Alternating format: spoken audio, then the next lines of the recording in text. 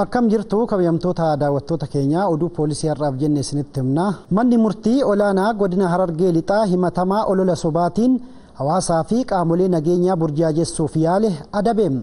Murtiin kenname himatamaa ni barsiisa, fakkaatota isaanii immoo ni akeekkachiisa jedhame. Araarsoo Muhammad. Himatamaan Abdurrahmaan Tuulee jedhamu godina Harargee lixaa aanaa Xuulloo ganda Lubbu Dhaqqab keessatti faayidaa dhuunfaa isaa jiddu galeessa godhatee diina hidhatee socho'uu jira jechuun hawaasa keessatti sodaa fi yaaddoon nageenyaa akka uumamu taasisam. Qaamoleen nageenyaa aanaa Xuulloo akkuma eeruun isaan qaqqabeen dhimmichi olola sobaa ta'uu erga mirkaneeffataniin booda himatamaa kana to'annaa jala oolchuun galmee irratti qulqulleessanii mana murtii aanaa Xuulloof dhiyeessum.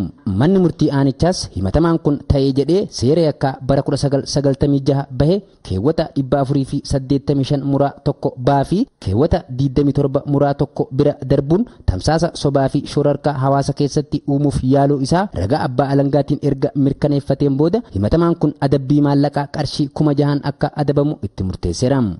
Himatamaa barsiisuu danda'a. Hawaasnis ilaalee irraa barachuu danda'a jennee kan itti amanne himatamaan seera yakkaa keewwata 485 muraa tokko baa fi 27 muraa tokko jalatti adabbii maallaqaa qarshii 6,000 akka adabamu manni murtiidha murteessee jira. Qorataa yakka adda addaa Saajin Olaanaa Ahmad Kormee fi itti gaafatamaan kutaa qorannaa yakkaa fi murtii haqaa kennisiisuu aanichaa Inspektar Gargaaraa Tijjaanii Siraaj akka himanitti himatamaan kun waardiyaa warshaa dhagaa naannoo sanii akka turee fi sababa hojii isaa irraa ari'ameen warshaa kanatti deebi'uuf gocha kana kan raawwate ta'uu himuun akkuma odeeffannoo sobaa dabarsuun nama adabsiisu odeeffannoo dhugaa arganii dhoksuunis seeraan kan nama gaafachiisu ta'uu hubachuun hawaasni keenya kanarraa barachuu qaba jedhaniiru.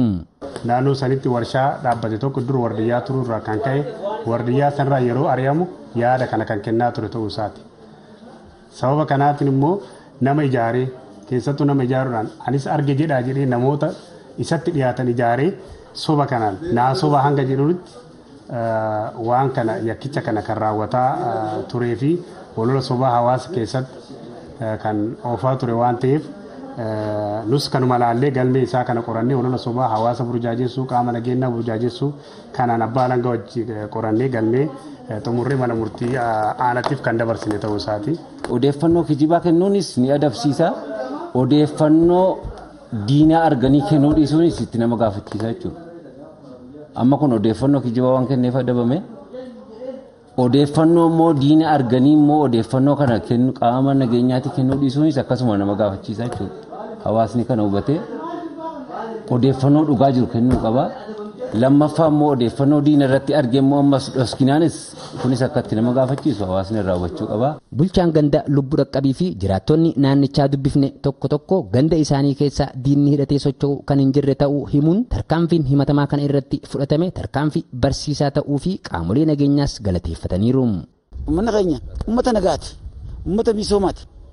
Warra miliyoona hawaasa sosochii warra tolu hin jiru misooma malee jimaa naggadan kun hawaasi dalagaa kaanas ooluu qaba. Namnummaan waa'ee diinaadha karaa deemaa qabanitti galchan. Karaa deemaa fuula haaraa jechuudha.